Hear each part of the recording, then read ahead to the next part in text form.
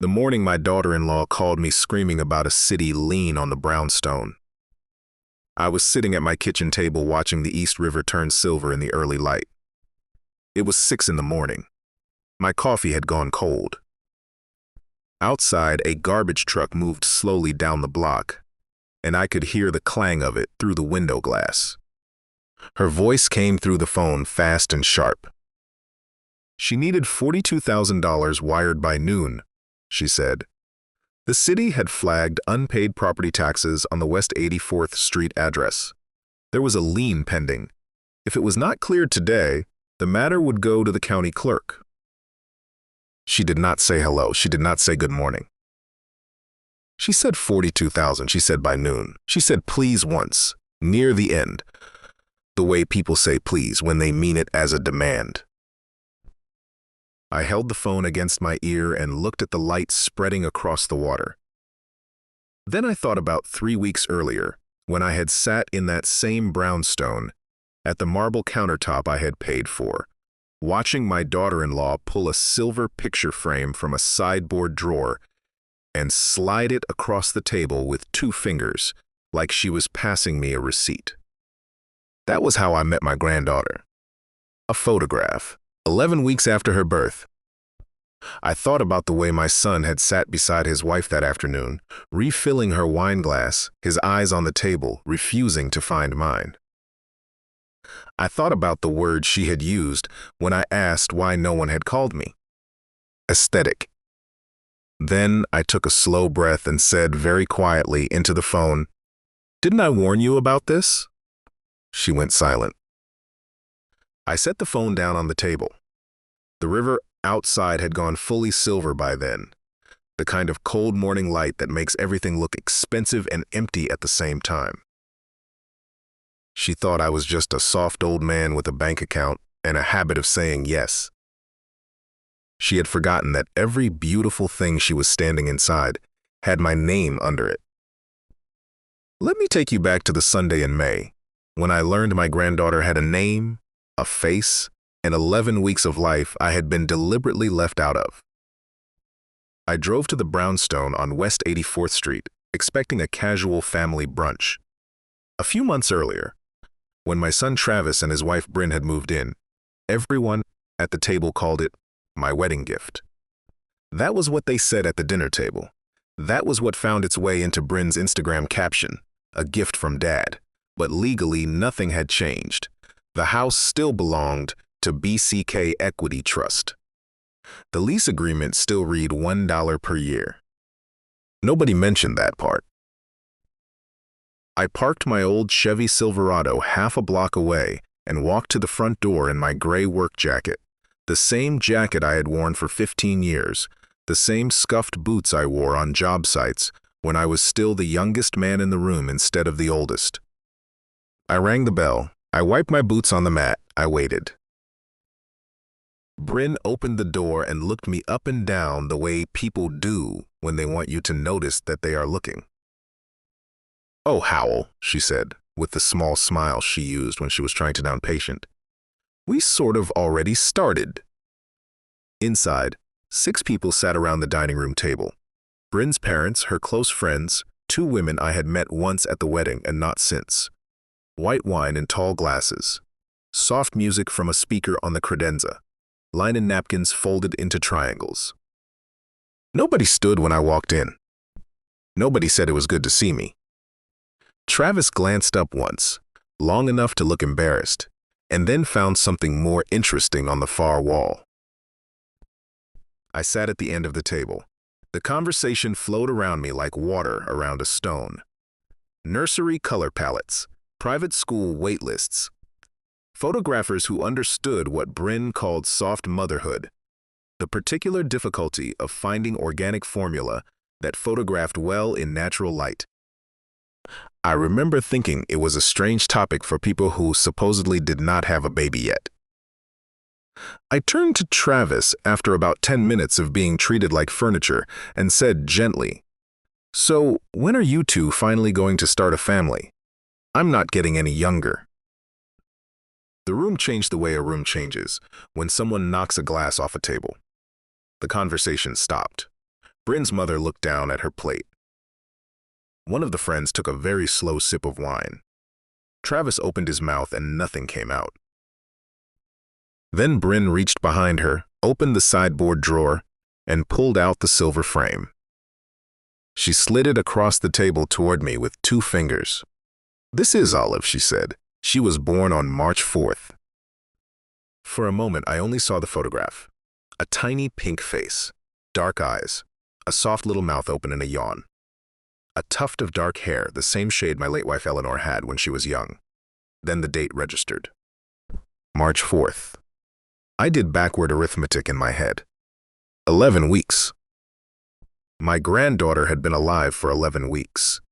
She had been breathing, sleeping, crying, growing in the world for 11 weeks. My son had held her, had watched her learn to focus her eyes, had heard her first sounds, and not once in those 77 days had anyone picked up a phone and called me.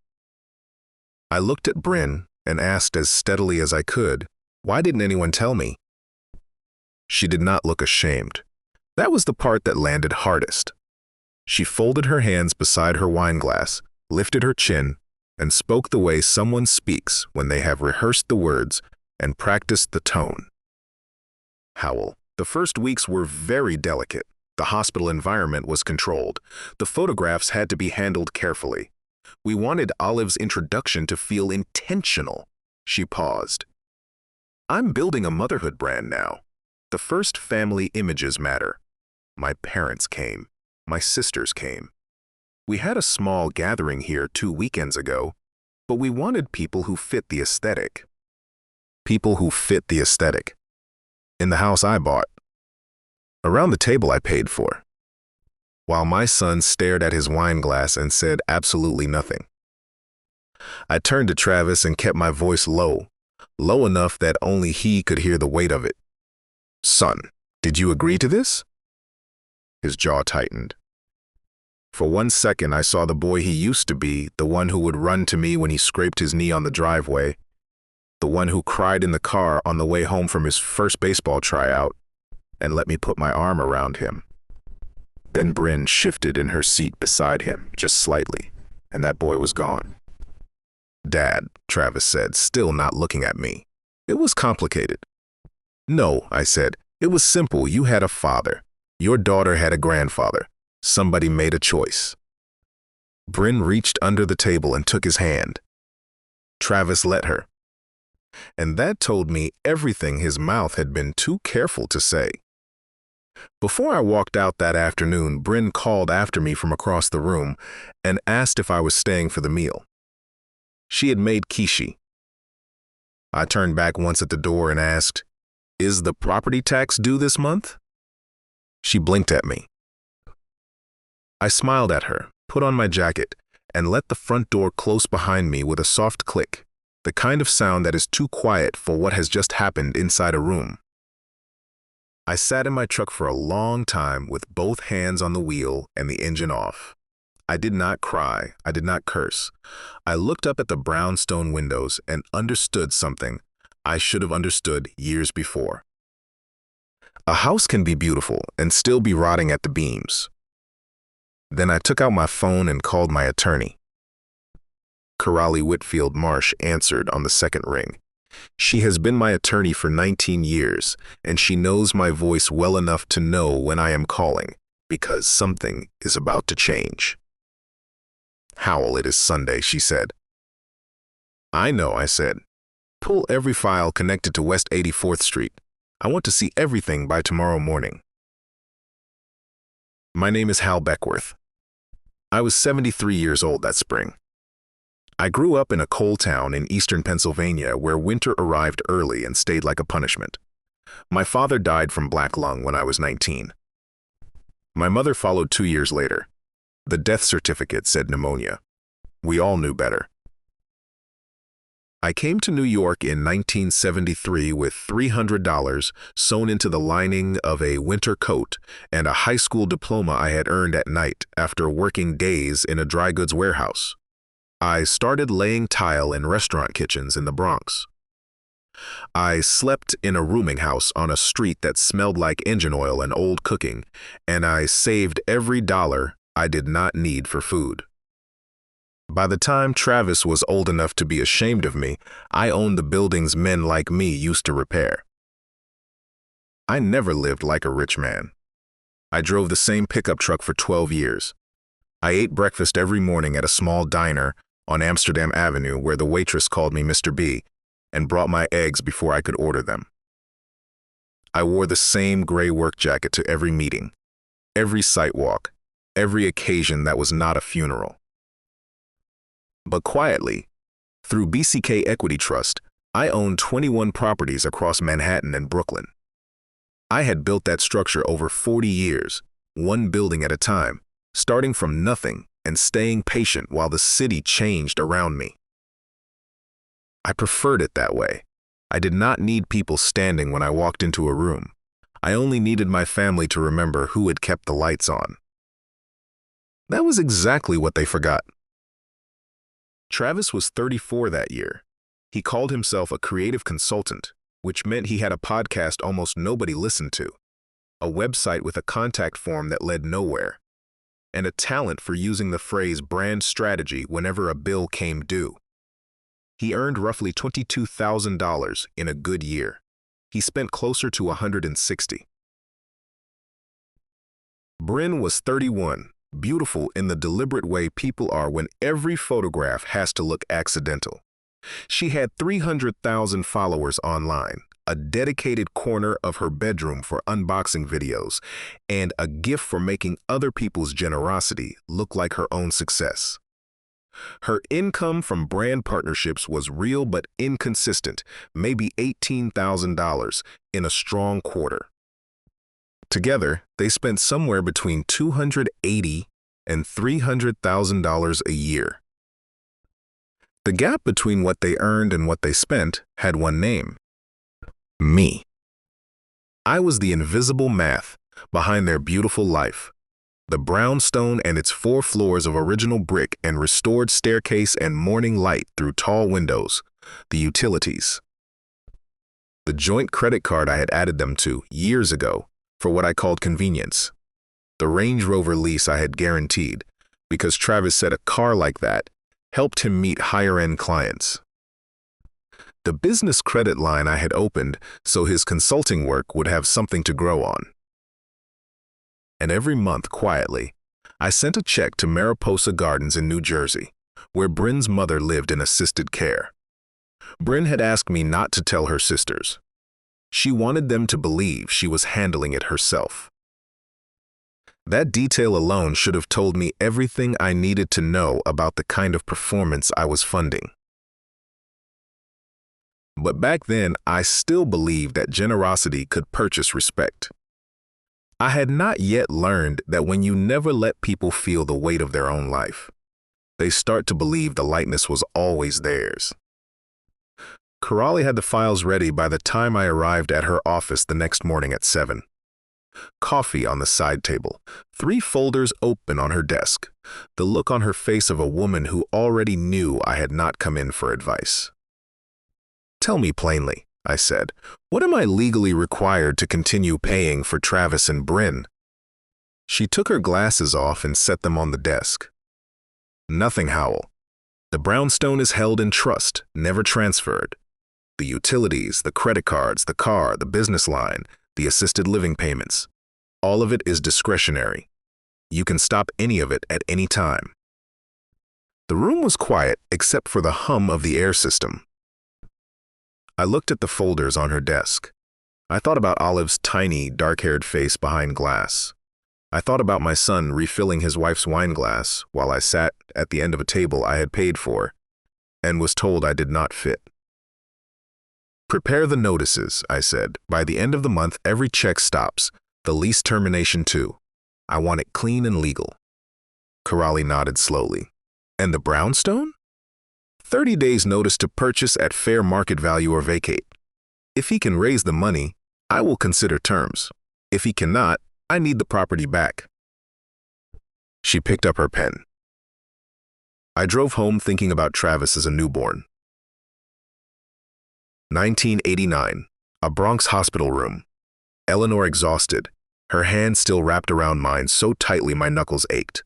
The nurse placed him in my arms, and he opened his eyes and looked at me with the particular focus of someone who has just arrived somewhere and is trying to understand if it is safe. I made a quiet promise that night. My son would never know the kind of fear I had grown up swallowing. He would never go cold, never go hungry, never feel invisible. I kept that promise so completely that he never learned what the cold felt like. And a man who has never been cold cannot always recognize warmth when it is standing in front of him in a gray work jacket. By the time I left Corrali's office that morning, the life Travis and Bryn had been performing was already losing power from the walls inward, even if they did not know it yet. The automatic payments stopped first, quietly, the way water stops when you turn a valve in a basement nobody visits. Then the joint credit card was closed. The business line was frozen. The leasing company was notified. Mariposa Gardens received a letter explaining that BCK Equity Trust would be funding care through the current billing period, after which the family would need to take responsibility. When Corrali printed the final accounting of what I had been paying, I sat with it longer than I expected. More than $600,000 a year. $600,000 to sustain a life that had decided I did not belong in it. I had not taken anything from them. I had only stopped pretending that their borrowed life was real. For 4 days, nothing happened. That was the strange thing about consequences. They did not arrive with noise. They moved silently through billing systems and lease offices and mailrooms, while Travis and Bryn kept their curtains open and their wine chilled. Then on Thursday afternoon, Bryn called. I was sitting on a park bench watching a father teach his small daughter to ride a bicycle. The girl kept wobbling and the father kept jogging alongside her, one hand hovering near the seat without quite touching it. Bryn's voice on the phone was trying for calm and failing at it. The credit card had declined at a store. She was at the register. The manager had been, in her words, extremely rude. She needed me to call the card company and fix it. What were you buying? I asked. A christening gown for Olive, she said. The announcement shoot is next week. Another event for my granddaughter. Another one I had not been told about. The card was not declined by mistake, I said. It was closed. A sharp pause. Closed? She said. Yes. That card was on my account. I was allowing your household to use it. Now I am not. Her breathing changed. I could hear the soft, ambient noise of the store behind her, the polite voices and careful music of a world that had just refused to open for her. Is this about Sunday? She said. This is about a lot of Sundays, I said. Sunday was just the one where I finally understood them. Less than an hour later, Travis called. His voice was too loud and too thin, the voice of someone trying to sound composed while standing on unstable ground. The card was gone. The leasing company had called about the Range Rover. Mariposa Gardens had left a voicemail about the billing change. Corrali had sent a letter. Bryn was crying. What was I doing? What was going on? I told him to find somewhere quiet and sit down. Then I told him plainly. The Brownstone lease was being terminated. He had 30 days to make an offer at fair market value or begin moving out. Every payment I had been making was stopping. The credit card, the utilities, the car, the business line, the assisted living, all of it. Buy it? Travis whispered. Dad, that house is worth almost $5 million. 4.8, I said, and you have been living in it for $1 a year. He was quiet for a long moment. We don't have that kind of money, he said. I know, I said. That is the first completely honest thing you have said to me in a long time. You can't put us out on the street. I have a baby. You have a daughter, I said. I have a granddaughter. And for 11 weeks, you both decided I did not need to know her. I heard him breathing through the phone. I am not putting you on the street, Travis. I am asking you to stand on ground that actually belongs to you. Then he said the thing I had been waiting years to hear him say, even if he did not mean it as honesty yet. That's not fair. No, I said. What was not fair was sitting across from my son while he let his wife tell me I did not belong in my own grandchild's life. I let that sit. You do not need my money to be a father, I said. You need a spine. I would start there. 20 minutes later, Bryn called back. She did not greet me. She simply began, and what came next was the kind of anger that people mistake for power when it is actually fear. She called me cruel, controlling, vindictive. She said I was destroying Olive's future because my feelings were hurt. She said her mother might lose her care placement. She said I was punishing innocent people to feel important. I let her talk until her voice landed on the sentence that changed everything in the conversation. If you do not reverse this by Friday, she said, you will never see Olive. Not once. Not ever. I picked the phone back up. Bryn, I said quietly, did you hear yourself? She stopped. You just used my granddaughter as a bargaining chip. She started to say something else, but I continued. Let me explain something, because I think you have been living inside a house for 3 years without ever asking who poured the foundation. I told her about the trust structure. I told her that the building where Olive's future preschool, currently waitlisted children, was a property I owned and leased to that school at below market rate as a community benefit. I told her that the management company at Mariposa Gardens was connected to a real estate group I had invested in for 11 years. I told her that the business credit Travis had never repaid was a personal loan, documented with interest that had been sitting unenforced as a courtesy. I did not say any of this to threaten her. I said it because she had called me irrelevant, and I wanted her to understand what irrelevant had been quietly holding up. I did not build this city, I said, but I built enough of it to know that the beautiful life you have been photographing was never yours. You decorated it. You took credit for it. You let your family believe you were paying your mother's bills while my checkbook covered every invoice. Her breath was audible and unsteady. That life is coming apart now, I said. Not because I hate you, Bryn, because I finally stopped holding it together. She had no polished answer. For the first time since I had known her, there was nothing prepared behind her eyes. The following 2 weeks were quiet in the particular way a structure is quiet after the first crack runs through the wall. Travis called 11 times. I did not answer. He sent a long email. One paragraph sounded so much like Bryn had written it that I could almost see her standing behind him with her hand on his shoulder, choosing the words. Then Bryn's older sister called from Phoenix. Her voice was careful and small. Howell, is it true you have been paying for our mother's care for 4 years? Yes, I said. A long silence. And Bryn told us she was handling it herself. I know she did. I heard something catch in her throat. I'm so sorry, she said. Not about the money, about the lie. That apology hit me in a place I had not expected. Not because of what it cost her to say it. Because of how long it had been since anyone from that family had looked at me and seen someone worth an apology. On the 15th day, Karali called. Travis was asking for an extension, 60 days instead of 30. He said the move could not happen in 30 days with an infant. I was at my kitchen table, the same spot where I had taken Bryn's early morning call, the same cold cup of coffee in front of me, the East River visible and gray through the window. Give him 60 days, I said. Karali waited a beat. One condition, I said.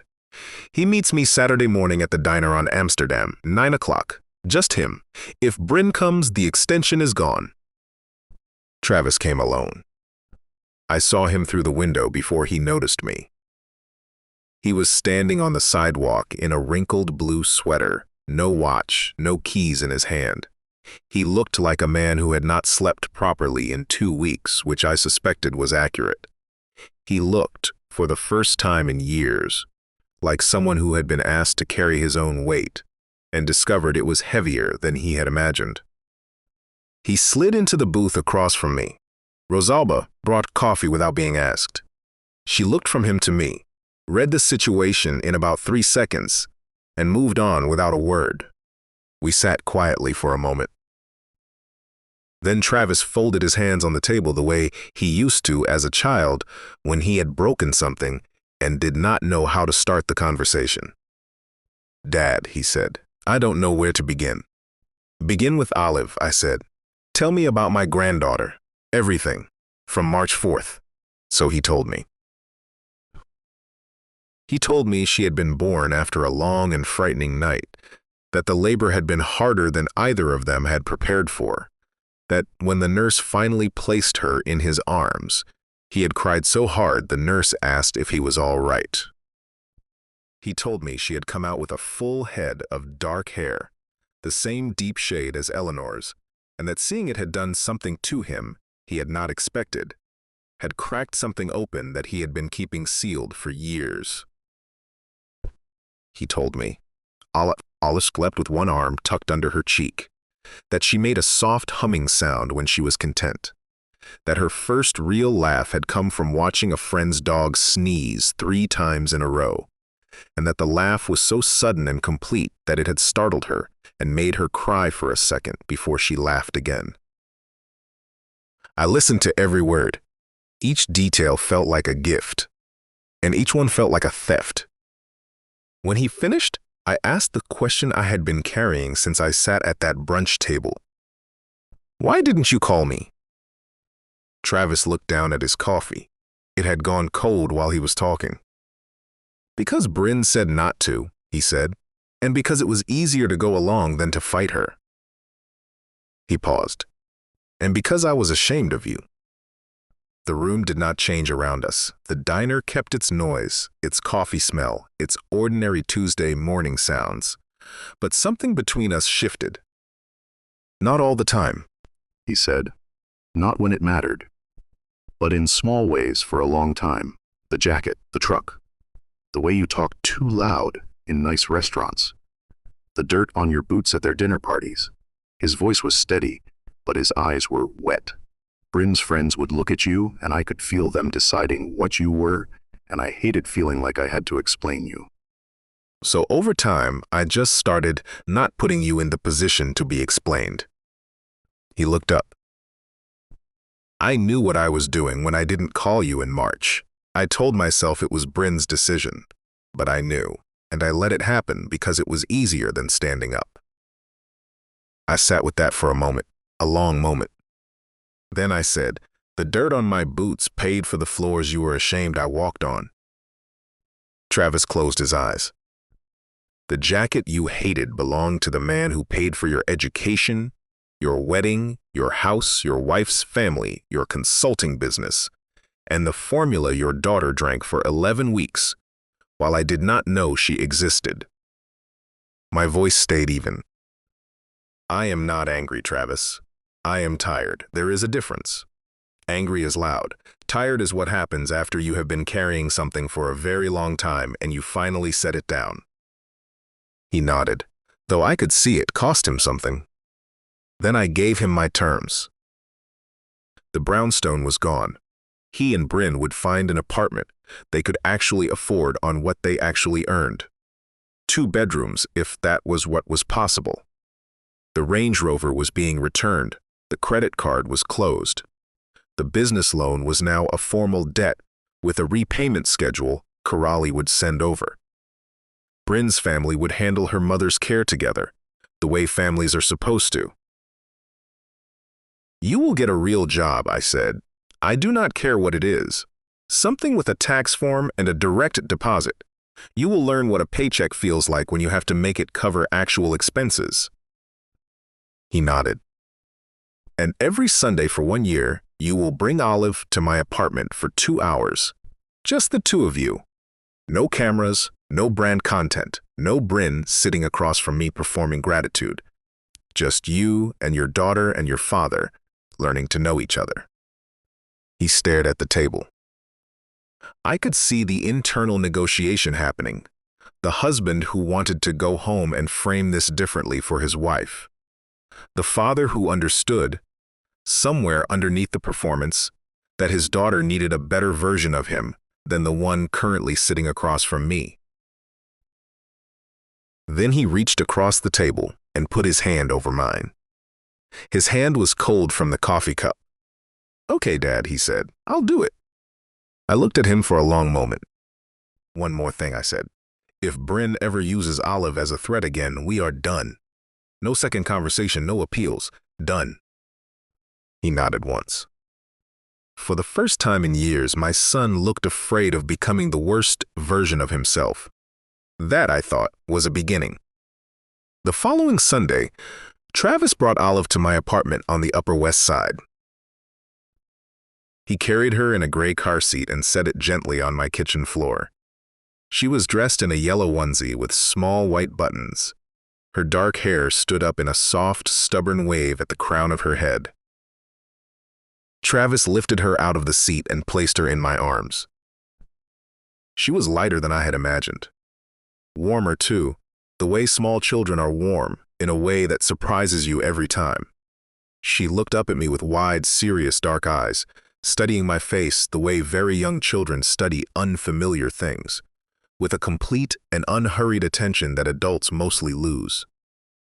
Then she made a small, quiet humming sound and rested her cheek against my shoulder. I stood at the window with my granddaughter in my arms.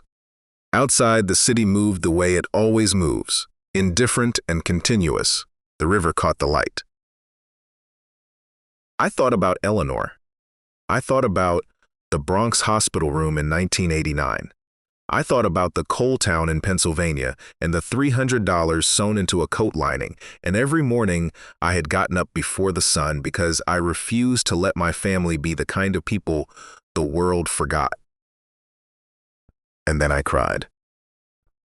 Not loudly, not dramatically, just the quiet, private kind of crying that happens when something you were afraid you had lost turns out to still be there, warm and real, and resting against your shoulder. The Brownstone sold 3 months later. $4.6 million in a private off-market transaction Corrali arranged. Less than the highest appraisal, but enough to close everything cleanly and without ceremony.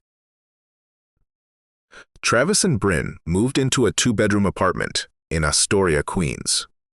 No marble countertop, no restored staircase, no front door Bryn had photographed from every angle in every season. Just a normal apartment with normal walls and normal rent, the kind of place that asks something real from you every month.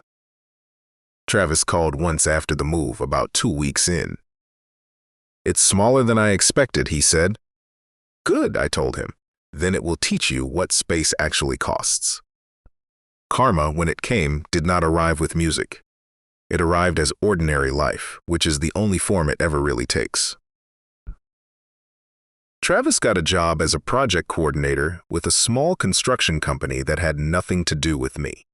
He left early, came home tired, and began to understand what a paycheck feels like when it has to cover everything instead of just covering the gap between what you spend and what I paid.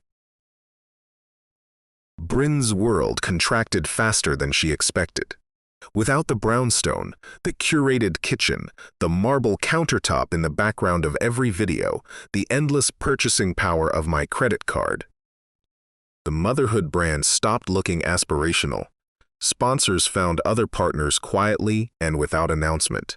The free deliveries in tissue paper slowed, then stopped. The friends who had filled her dining room table on Sunday afternoons became busy with their own lives. She started selling clothes online, carefully curated pieces, photographed in the light from the apartment window. I did not take any satisfaction in that specifically, but I recognized the lesson. A life built for photographs does not hold up well under the honest light of an ordinary apartment. Bryn's family found out the truth about her mother's care through her older sister, who had called me and then called her siblings. The three of them split the cost evenly going forward, the way they should have been doing all along. No announcement was made. No confrontation happened, at least not one I was told about. But Bryn lost something in that family's eyes that no photograph was going to give back. She had built a reputation as the devoted daughter handling everything quietly. That reputation was gone now, replaced by a much smaller and more accurate truth. The performance had cost more than the act. A few months after the Brownstone closed, I sold a building I had owned for decades.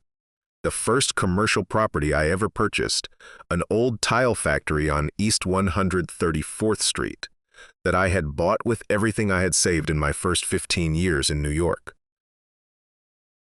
I had held on to it for sentimental reasons longer than made financial sense.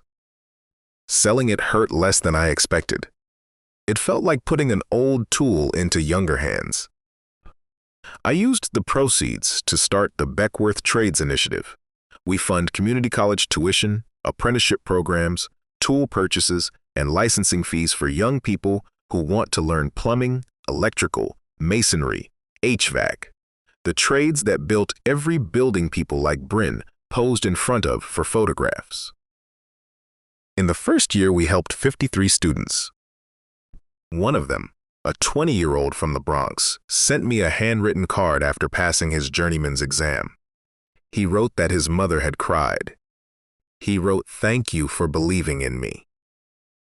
I keep that card on my refrigerator, held up with a small magnet from a hardware store in Pennsylvania that I have had for 30 years. Olive still comes every Sunday. She is almost 2 now. She calls me Pop. She runs into my kitchen like she was born knowing the layout, which in all the ways that count, she was. She knows where I keep the wooden spoons. She pulls 3 of them out of the drawer and uses them to bang on the bottoms of pots, while I make her lunch, creating a particular kind of noise that I would not trade for anything quieter.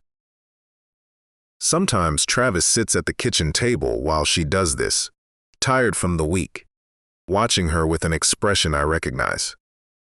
It is the look of a man learning gratitude at the right time, not early, not easily, but genuinely. Olive has her grandmother's hair and her father's stubborn chin. When she laughs, the apartment becomes about 30 years younger. It took me until 73 to admit the hardest truth about all of this. Travis did not become who he became by accident. I helped build it. Every time life asked him to stand on his own ground, I slipped a cushion underneath his feet. Every time consequence came to the door, I opened it before he could hear the knock. Every time fear arrived, I paid it to go away and told myself that was love. I thought I was protecting my son from the cold life I had come through. But a child who is never allowed to feel cold may grow up unable to recognize warmth. He may start to believe that comfort is his natural condition and that the people providing it are simply part of the furniture. That was what broke me most. Not Bryn's cruelty, which was real, not the hidden baby, which was devastating, not even the word aesthetic, which I will not pretend did not cut.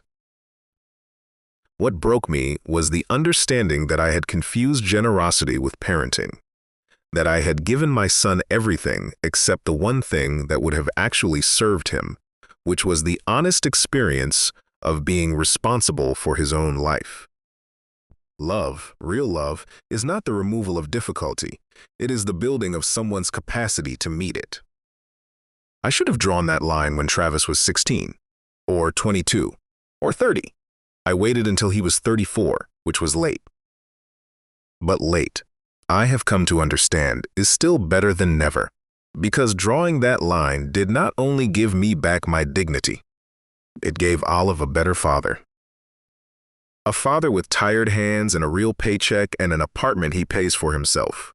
A father who is learning slowly that love is not measured by marble countertops or Range Rovers or brownstones on the Upper West Side. It is measured by who shows up, who tells the truth, and who refuses, when everything is on the line, to use a child as a bargaining chip. I built many things in my life: buildings, businesses, a trust structure that outlasted 2 recessions, and 1 genuine market collapse. But the strongest thing I ever built was the willingness to finally stop. To stop paying for a performance. To stop filling the gap between who my son was and who he was pretending to be. To stop making it easy to be careless with the people who loved him. And from that stopping, something better started. It started with a little girl in a yellow onesie being placed in my arms on a Sunday morning. It started with a cold cup of coffee on a park bench and a father teaching his daughter to balance. It started with the East River turning silver through my kitchen window while I waited for the right moment to say, very quietly, that I had always known what I was holding. If this story stayed with you, I want to hear from you. Tell me in the comments, would you have cut them off sooner, or would you have tried to talk to them first? Have you ever had to stop giving before someone finally started seeing? Subscribe for more emotional stories about family, betrayal, karma, and the kind of peace that only comes after the truth has been allowed to stand on its own.